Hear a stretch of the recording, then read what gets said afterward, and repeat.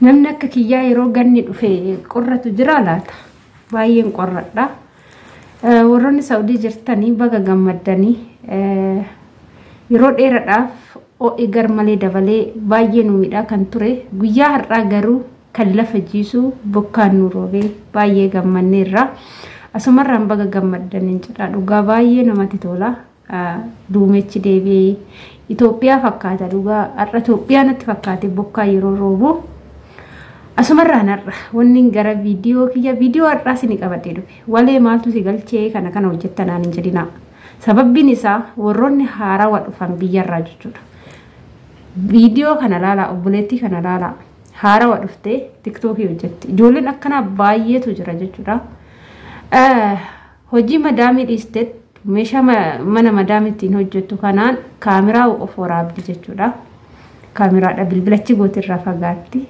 innaa ani wanni kanarratti hojjechuu dhufeef jechuudha yeroo jalqaba biyyarraa baanu ka gizee ani akka kootti jechuudha dura yoo nan dhufeetu hojii biyya arabaa jalqabu jarri bilbila na dhooggatanii waggaa lamaaf bilbila malee dalage jechuudha sirma bilbila naaf hin kennanii hojii kiyya soon fixe kushiinuma isaanii keechan taa'ee ajajuma isaanii eega malee bilbila qabaadhee waan allaaluun qabu gizee tokko bichaa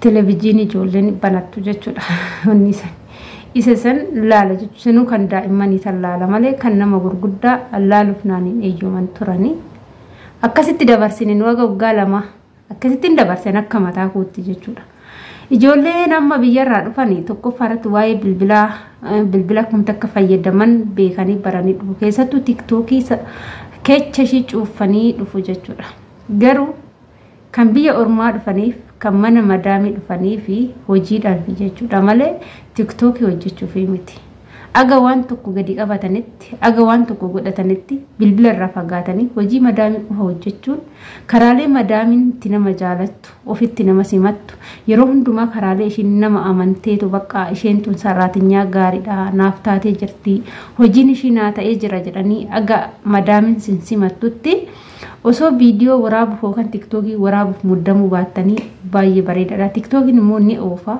yeroo ofu kana madaamiin amma kaameraa kana arguu dandeechi saraatinyaa ishee akka taate immoo sirriitti beetti yeroo kana immoo rakkoo isheen narra ga'a jettee hiyyaannetu sirra ga'uu danda'a jechuudha obboleettii keenya asumarraan dhaamsi ani si dhaamu jechuudha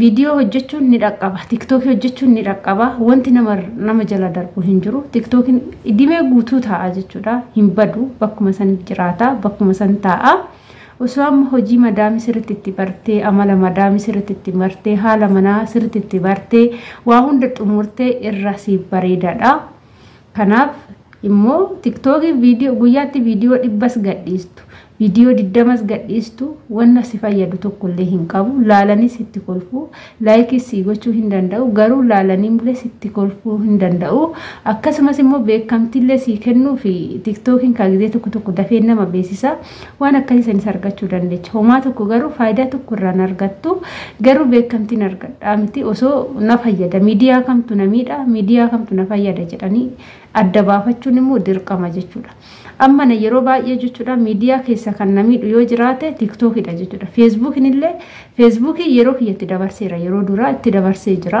yeroon taa'u yeroo boqonnaa kooti yaani janajjana osoo hin taane bakka waa poostii gochuu dubbisuu wantoota garagara akkuma abbaan filateetti ka abbaan iddoo gaariin oola jedhe yoo filate idduma gaarii oola iddoo badaan oola jedhe yoo filates idduma badaa oola jechuudha kun filannoo abbaati garuu miidiyaa kecha miidiyaan ribas na dhoggee miidhama narraan ga'e TikTokidha jechuudha TikTokiin waan waggaa tokko dhukkee narraa kaaste maaliif jennaan osuma viidiyoo gaggabaabdu kan ol harkisee ilaalee kolfuu osoo rafiin gaafa lafti natti bareeteetu jira jechuudha siniif galee kanaaf jechuudha miidiyaan na fayyada jetteetti fayyadamtu yeroo keetti gubdee irratti hojjetu odoo YouTube ta'e baay'ee balfilatamaadha jedhee tanan si gorsaanis hin gorsa jechuudha hunduma keechanu warroota miidiyaa fayyadamtanirra odoo gara YouTubetti galtanii warroota viidiyoo garagaraa viidiyoo barumsaa isinii gadhiisan dhaggeeffattanii akkasumas isinis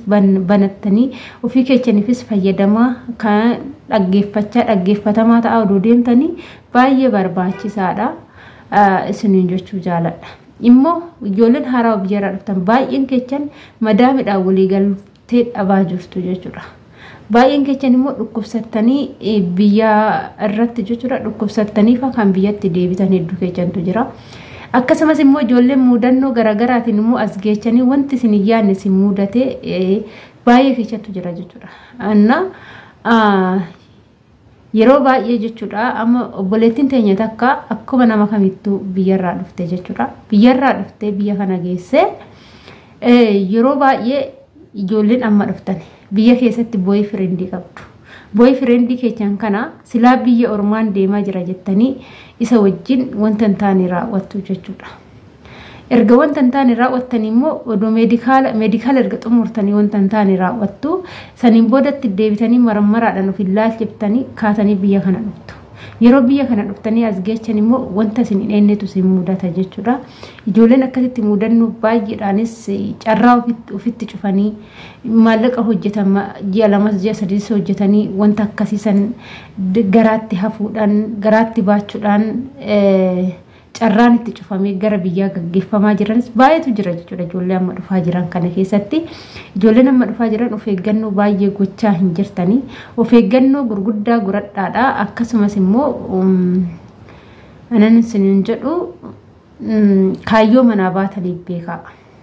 Sirriitti kaayyoo manaa baatanii beekaa. Madaami yoo ajaja isin ajajju ajajni natti baay'ate jettanii madaami teechanii hin ifatinaa tasallee. Maaliif jennaan nullee warroonni jalqabas dhufnee ammas keessa jiraa jirru hojuma akkasiin hojjechaa jirtan sana hojjenna yookaan isa caalus danda'an beekamu. Kanaaf jechuudha. Hojiin mana Arabaa immoo wal fakkaataadha jechuudha. Manni hundi wal fakkaataadha. Qulqullinni mana isaanii wal fakkaataadha. Haalli mana isaanii wal fakkaataadha. Ani mana baay'ee argee jira. Amalli isaanii garagaras yoo ta'e manni isaanii garuu wal fakkaataadha. Hundi isaaniitu manni isaanii kan mukaan ijaarame osoo hin taane kan dhagaadhaan ijaarame kan mana xiqqaa qabu jira kan mana guddaa qabu jira. Immoo an akka carraa kootti akka filannoo kootti jechuudha. Osoo aga manni xiqqaan naga'u mana guddaa keessa hojjechuu naaf wayya jechuudha.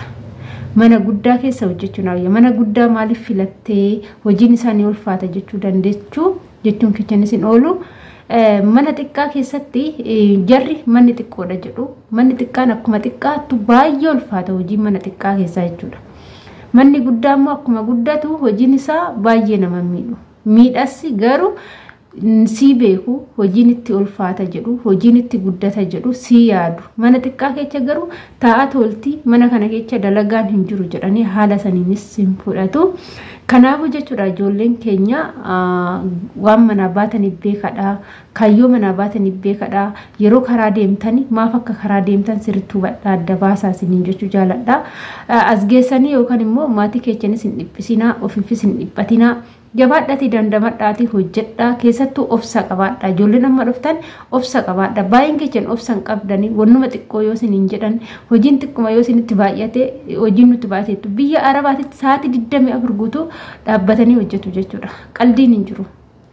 Nuti jaalanneeti miti kan huqqannee jiraachaa jiru. Hojii biyya ormaatiif akkanatti nu huqqisa jechuudha. Wanti biraan nu huqqisne nyaata hin dhabne jira nyaanni mana ormaa keessa garuu sa'aatii 24 dhaabbachuutu akkanatti namummaa keessa nu baase. Isinis immoo keessa seentanii jirtu waan ta'eef kaayyootu immoo keessatti gadi nama qaba. Kaayyoo keessaniif jecha maatii keessan mataa ol qabu jecha hojjedhaa.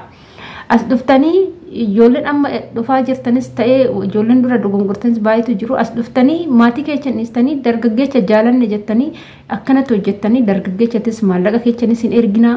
Akkasumas dhiirri kee tokko si sobee sin jaaladha siif handuu asin hin jedhee qaama kee naafoo taa'iti qullaa naafoo taa'ii qaama kee natti agarsiisi akkasumas qaama kee viidiyoo waraabinaa ergi yoo sin hin jedhe kana kanaan hin gowwoominaa jechuudha.